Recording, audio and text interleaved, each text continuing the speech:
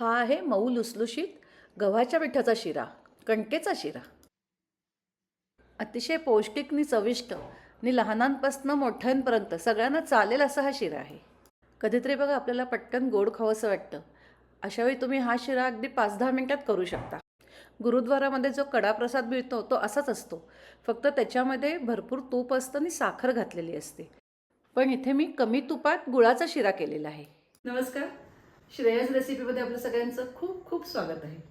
तुम्हाला माझा हा व्हिडिओ आवडेलच तेव्हा लाईक करा आणि जास्तीत जास्त शेअर करा. आणि जर तुम्ही माझ्या चॅनलला अजून सबस्क्राईब केलं नसेल तर प्लीज सबस्क्राईब करा, बेल आयकॉन बटन प्रेस करा. हा बघा किती मऊ लुसलुशीत झाला आहे. पुन्हा तूपसुद्धा अगदी भरपूर नाही आहे तरीसुद्धा हा चविष्ट लागतो. कमी तुपात केला आहे त्यामुळे खाताना तोंडात तूप घोळत नाही.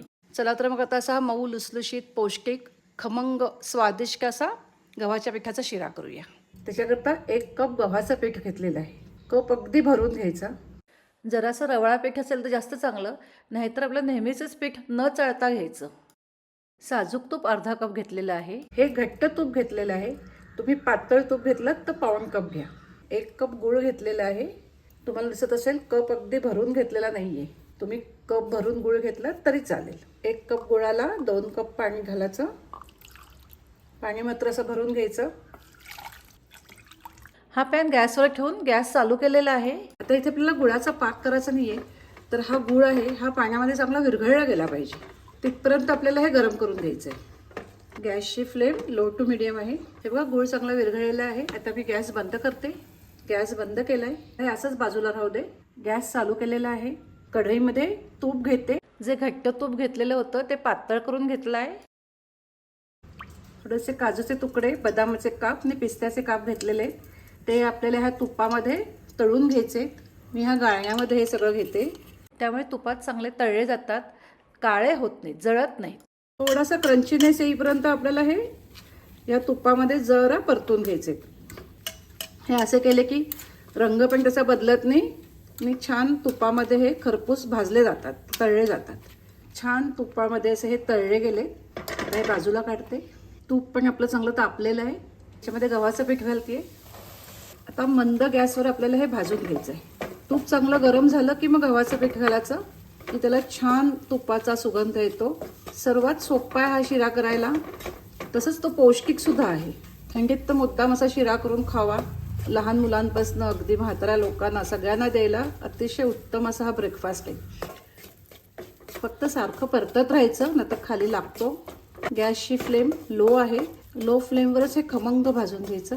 ह्याचा रंग बदलत चाललाय. अतिशय हेल्दी असा हा शिरा आहे. बाळंतिणींना मुद्दाम हा शिरा खायला देतात. त्यांच्याकरता जर तुम्ही असा शिरा केला तर ह्याच्यामध्ये डिंक तळून घातलात तरी चालेल, खसखस घातली तरी चालेल. आपलं पीठ भाजून झालेलं आहे. हे बघा ह्याचा रंग बदललेला आहे. छान सुगंध येतोय. आता ह्याच्यामध्ये आपल्याला हे काजू बदाम जे तळून घेतलेले होते ते घालायचे.